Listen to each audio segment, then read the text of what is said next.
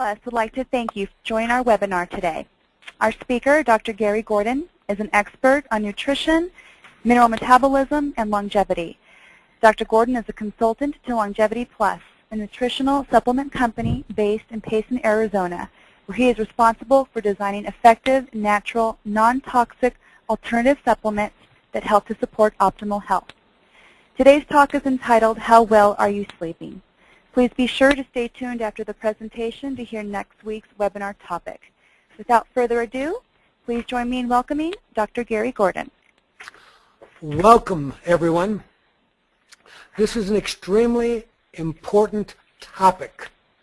You will be astonished when you learn that all over 40% of people today are having trouble sleeping. So I'm very, very excited to be able to add the expertise of my long-term friend, Dr. Bradford Weeks, who's going to join us on this webinar so that at the end of this presentation, you will have a better understanding of why I tell you this is so important, because I didn't think I have any sleep problem at all, yet the product you will hear us describe to you today has allowed me to increase my efficiency of performance dramatically, often requiring as much as an hour less sleep, because we have many issues that are preventing all of you from enjoying high health sleep.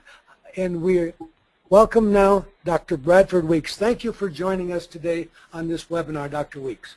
Gary, it's a pleasure to be here. I'm up in Seattle, and I'm thrilled to have the chance to share this information with your friends and colleagues, because I consider a good night's sleep to be one of the three foundations of health, along, as you know, with good nutrition and exercise. I love the idea of the title of your book, The Rest of Your Days Depends Upon the Rest of Your Nights. It is such an important part. If we're going to have effective anti-aging medicine, our bodies need this opportunity to regenerate. And these are just a couple of the problems that we see when there is any interference with healthy sleep. You don't learn as well. Your memory becomes impaired. We blame some of the epidemic of obesity on sleep disturbances and the impaired sleep of the American public. We know that there's a tremendous increase in auto accidents as a result.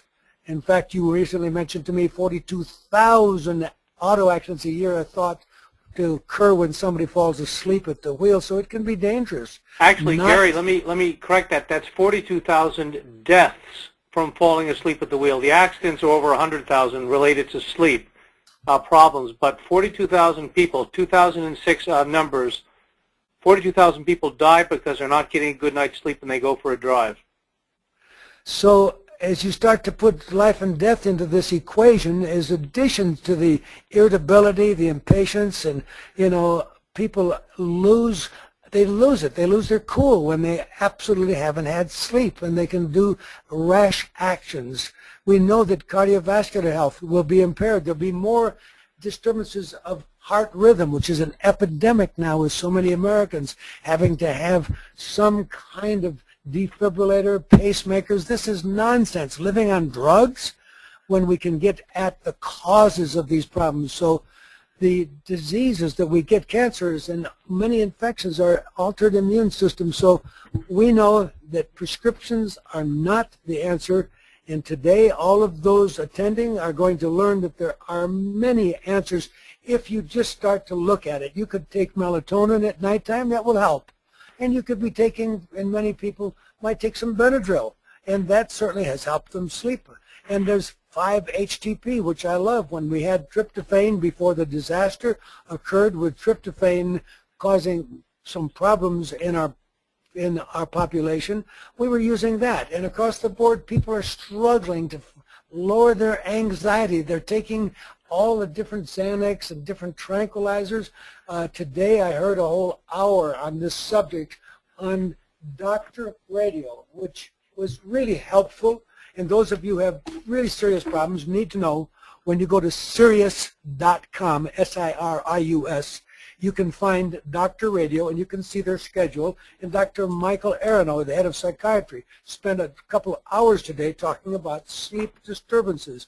But as a trained psychiatrist, he's much more familiar with all of the prescription approaches, and the people calling in were asking for non-prescription because they're all concerned about becoming habituated or dependent on the drugs like Ambien, and people want alternatives, and we know that we Gary, let me jump in. It's Brad again. Yes. Yes. In the psychiatric realm, I'm a trained psychiatrist and neurologist, and my concern is that psychiatrists, this is going to shock the folks attending this webinar, Gary, but the number 2 agent that psychiatrists go to for children under 21 who are sleeping poorly is an antipsychotic medication. That's right. They're going to give kids Thorazine or Risperdal or these antipsychotic dangerous medications before they'll give them things like melatonin or the stuff we're going to talk about today. And that's, to me, shocking. Not only shocking, it carries some long-term adverse outcomes because no one has any long-term safety studies on taking antipsychotic, Risperdal, etc. for children. And so these alternatives need to be understood by the population. Another book called Master Your Sleep tries to help you get good sleep habits and try to not be doing a lot of stimulating activity before you go to sleep. Maybe some people cannot do their exercise just before they go to bed. Maybe altering their intake of alcohol, cigarettes, caffeine, etc. But we do know there's a very important circadian rhythm that's going to come much more into prominence this year as you begin to learn more about optimizing your health. So, Larry, talking about rhythms, let's take a minute for our listeners. Everyone thinks that they know about sleep because at some point during the day they shut their eyes and sometime later they open their eyes and they think they've been sleeping. And I'd like to challenge our participants along those lines because sleep is actually a very precise, neurologically defined, dynamic process, and it's characterized by periodic changes in electrophysiologic activity. And these changes are used to mark the state and the depth and the quality of sleep associated with these periodic and short-term variations in hormonal regulation. Now, I say this because every sleeping agent on the market, every prescription sleeping agent with a couple of exceptions, if you do the research, you will see that it does not actually help sleep.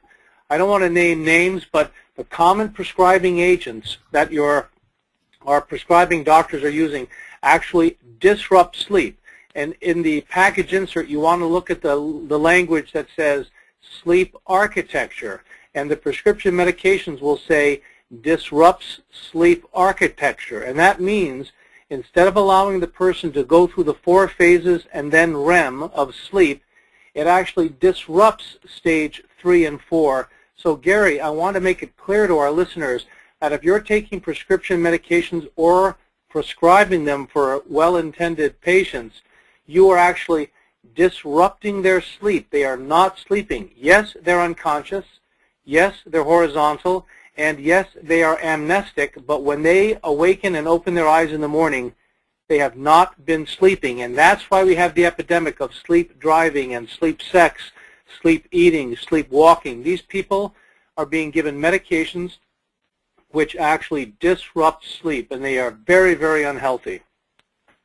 I'm really glad you made that point so clear because we have estimated the market is about $26 billion in this insomnia market, and people are not being helped to address underlying issues that may be contributing to these problems. For example, we have all these people calling in today on the Michael Aronow show that had either manic depression or obsessive compulsive, and it makes me upset as an environmentally attuned nutritionist that there's 2 sides of a coin. If you've got an illness, we can put in good nutrients that will help the body deal with the highly stressful, toxic planet we have arrived on, but none of them are solving anything, as you're pointing out so poignantly. If they're taking these prescriptions, be it Ambien, Lucidril, what they're taking. I mean, today they brought up taking trazodone. They're always willing to write a prescription,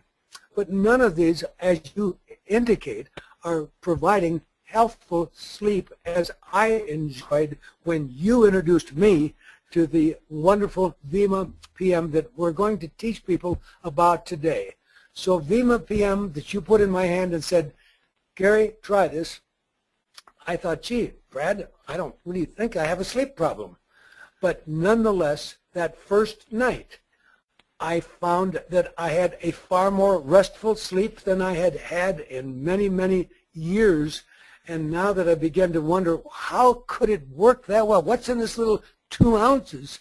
So we're going to have a lot of fun today sharing with our participants in our webinar that this PM is giving you half of this bottle as a very, very exciting liquid supplement that gives you vitamins and essential minerals and aloe vera, and across the board is replacing things that all of us need. And this has been important to me as the director of Longevity Plus. I've encountered so many people that have difficulty swallowing pills. So when I learned about Vemma, I have a great respect for what they've been able to do, because I've always wanted something that would be liquid, that would taste very good, but that would work. And as we saw, Vemma today was given a very high ranking by Men's Health as the best in the whole liquid supplement area. So it's fun that they would have a great supplement behind the PM part of the story, which will now let you start to explain more about what is going on. How come they found something when everybody is struggling? How come are they so smart? What did they give us? And so you could please take over and tell them a little bit more. Well, so what I love about this too, Gary, is, you know, you and I can offer our patients good information, great science, all that wonderful stuff. But if the stuff tastes terrible, or as you say, if the pills are too difficult to swallow or a hassle, it's hard to get people to be compliant and get well. So what we have here, the product Vemma, which stands for vitamins, essential minerals, mangosteen, and aloe. It has resveratrol, it has green tea extract, it's got lots of vitamins and minerals. It was ranked in 2008 by a men's journal as the best overall super juice compared to a lot of other stuff on the market. And it just plain tastes good. Plus they have a kids version called Next, which is high in DHA, but that's another version. So my patients love this stuff. I love it.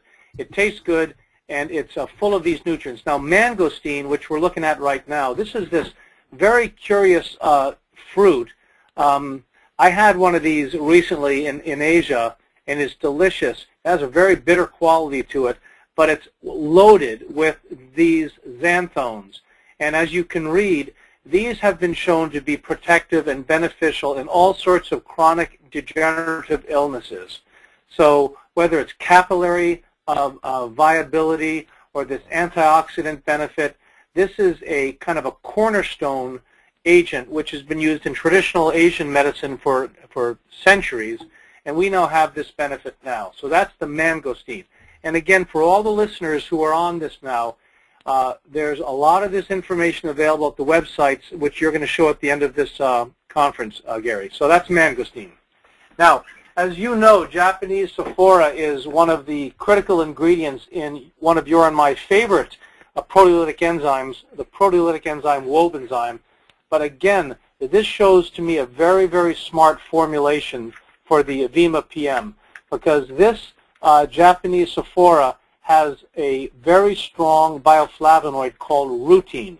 And rutein, as you can see, inhibits all sorts of aldose reductase activity and is basically something which will allow for the absorption and the penetration of these agents which combine with the Japanese sophora in the Vemma PM. Everyone, I think, knows about valerian. Valerian, hops, and passiflora is an ancient combination for sleep.